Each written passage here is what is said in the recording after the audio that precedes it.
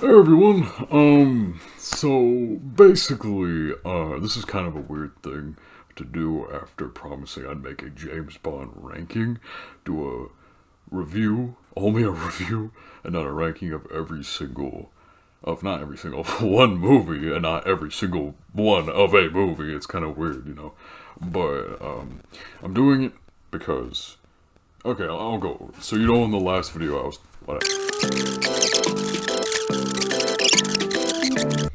I also want to clear one thing up. The beard is coming back. You notice the beard is coming back. Alright, so enough messing around. Let's get to this. T2, or Terminator 2, T2 Judgment Day, or Terminator 2 Judgment Day, whatever the hell you want to call it, is about the T-800 from the original film who tried to kill Sarah Connor, going back in time to kill her son, because the main concept is that John Connor will save the future from the army of Terminators, and that, Sarah Connor, who is, and Arnie, it was before he was born, so Arnie, the T-800, goes back in time to kill her, but now he's going back in time to kill, or is to protect, instead of kill, her son, who's going to go, save the future, and a liquid Terminator by the name of T-1000 is going back in time to kill John Connor. And actually, John Connor from the future sends Arnie to protect John Connor from the past, because they know that the T-1000 is going back into... You get the point. Now, while this is happening, Sarah Connor, who is traumatized from the events of the first film, is in a kind of psych ward mental hospital thing, and people are thinking she has schizophrenia or something, because she's having these visions, and they think she's having these visions, when in reality she's being serious. And so they have to fend off on their own, or they could, go get her. And that's what they do in the film. Now, let's talk about this film outside of the plot synopsis. This is, to most people, and maybe me at this point, is one of the best action movies ever made. A lot of people say it's the best action movie ever made. I wouldn't say, maybe not the best, but it's definitely up there. This is a really, really good movie. Let's talk about a few things. Now, let's start with the acting. Top the notch. Let's talk about fucking Linda Hamilton as Sarah Connor. She should have gotten an Oscar. Obviously, Oscars are limited on shit like this, but she should have gotten one if that happened at this time, because of how fantastic she is in this film. She is so... you can tell she's a broken character. She's playing a broken character at the same time being a badass. Let's talk about Edward Furlong as John Connor. Fine. For a child actor, you would think that he would go into B-movie annoying territory, but he's genuinely fine. He's okay in this film. He's not exceptional. He's not amazing. He's kind of wooden, but whatever. Child actor. He's pretty good. Arnie, old, reliable. He's the saving grace of this franchise. If he was never in this franchise would have died after T1 probably. He is really good in T1. He's really good here, and he's really good with the rest of the franchise. Now let's talk about Robert Patrick as the T-1000.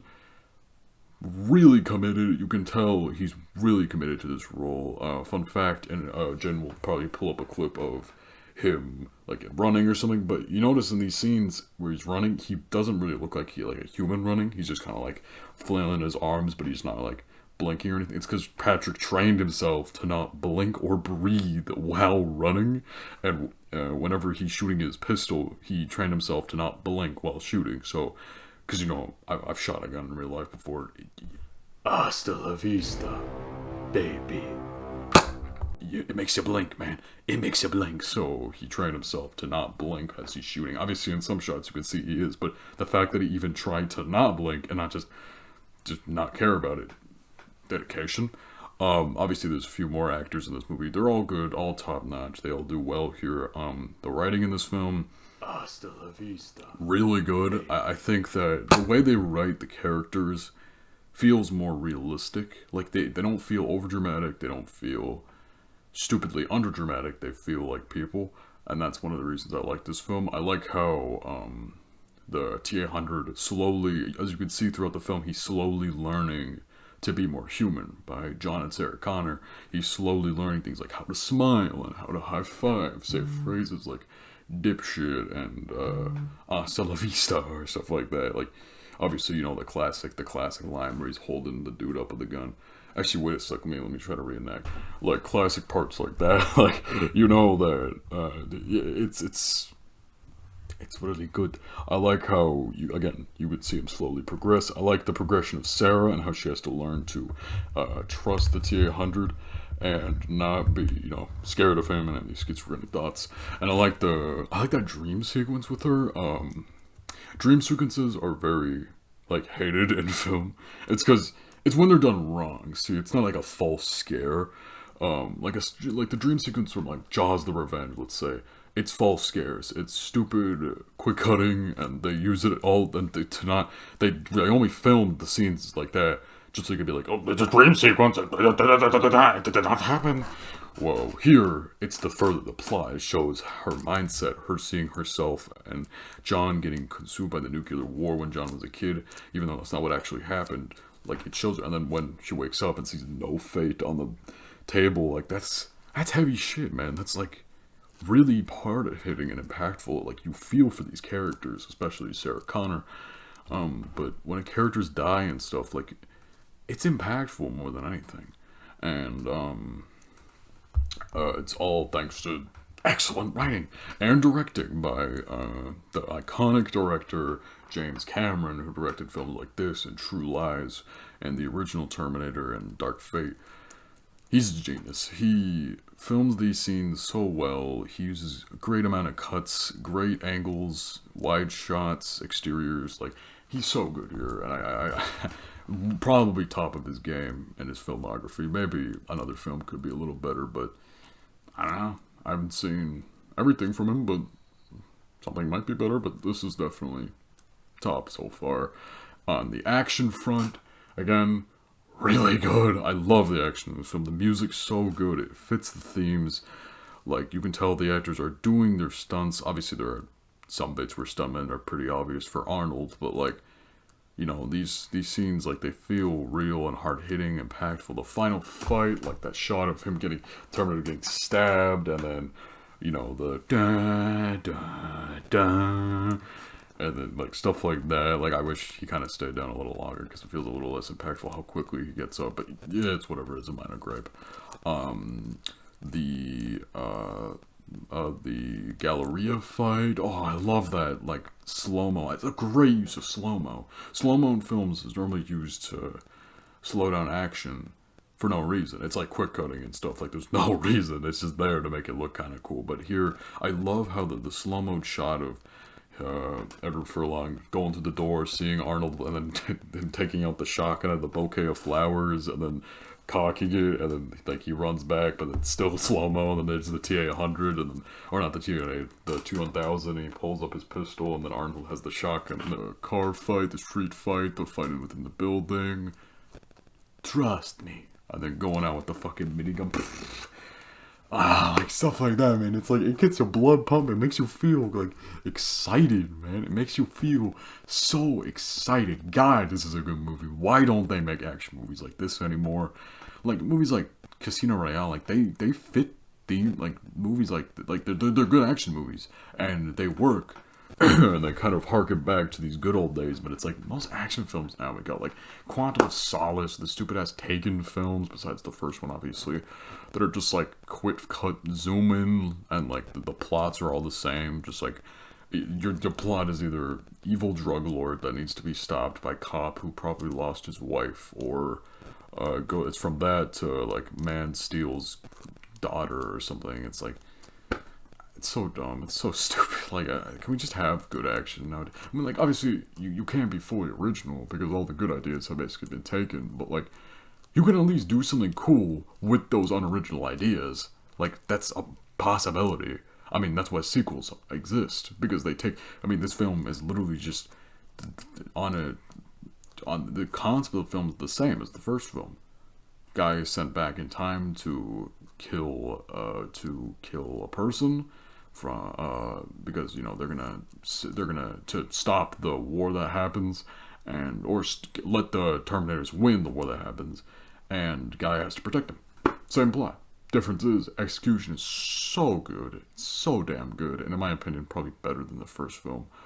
Um, Overall, this film could, like, it's hard to find a flaw in this film. Like, obviously, there's some dodgy lines and some obvious, like, nitpicks, but, like, those are nitpicks. That's all it is. It's not stuff that I could go off on all day about nitpicks of a film, any film. Like, my favorite films, like The Dark Knight or like Casino Royale, like, I could nitpick those films all day. But why would I, when I can enjoy these amazing films for what they are, as amazing films, and not as nitpicking machines? I mean, if you didn't notice, I'm not CinemaSins, so I'm not about to nitpick every goddamn thing in a film. I could, but why would I? It ruins the magic that films like this have. The lightning in a bottle aspect is destroyed when you're nitpicking all the time. And something I still gotta learn because I nitpick a lot, but you kind of get my point. I think if I had to give, it's hard to think of a flaw. Now I think about it, like, it's really hard to think of a flaw with this film, because the plot's tight, the characters are tight. Obviously, there's the effects though. Can we talk about the effects? Why do they hold up so well? Mainly, obviously, when I'm talking about effects in this film, you know what I'm talking about. You know what I'm talking about. You're talking about Robert Patrick as T-1000 and the liquid effects. They work. And the masks he wears when he's, like, shot on the head, like, that works. It works. It looks good. And I love those scenes where he's, like, with this person disguised as the person. How they actually got, like, twin actors. Like, there's one part where, at the end, where he's disguised as Sarah Connor. He's, like, holding onto the thing. And then Sarah Connor comes up behind him with a shotgun and shoots him. And that's not, like, CGI. They didn't, like, because that's real. That's because Linda Hamilton has a twin, and so, you know, it worked. They just dressed them up the same. And another part where he's, like, with a security guard and he kills him, that was a twin. Those two guys are twins, and that's him killing him, obviously. Stuff like that. Like, Cameron worked his ass off for this film, I could tell, because of how perfect it is in most regards. Obviously, it's not a perfect film. Nothing's a perfect film. Nothing will ever be perfect. My favorite films are not perfect. But when a film could do something like this film, capture lightning in a bottle, and be one of the best of its genre, you know you got a winner. And it helps that this film is so goddamn good. I'm going to give Terminator 2 Judgment Day an A+. First video, boys and girls. First video that isn't just explanations or Maroon 5 Boss Baby. Can I also comment? I did not edit that. That was my friend Jaden that edited that, actually. I did not edit Maroon 5 Boss Baby. He made it because, I don't know, ask him. It would have been a great April Fool's joke. Anyways, I'm getting off topic. That was my first movie review. Obviously, there'll be more coming soon enough. You just gotta be patient with me. I will get stuff out. I need time. But overall, that's kind of it, guys. I hope you enjoyed. Obviously, people who aren't my friends, you know, like, subscribe, you know, do the general YouTube stuff. Also, on my channel, you'll see my Instagram is, like, in the corner of my channel. You can click on that and follow me on Instagram. That would be appreciated. And anyways, thank you for watching. Goodbye. Cool 357. Oh, whoa. Julian Cool 357. Yeah, you know his name.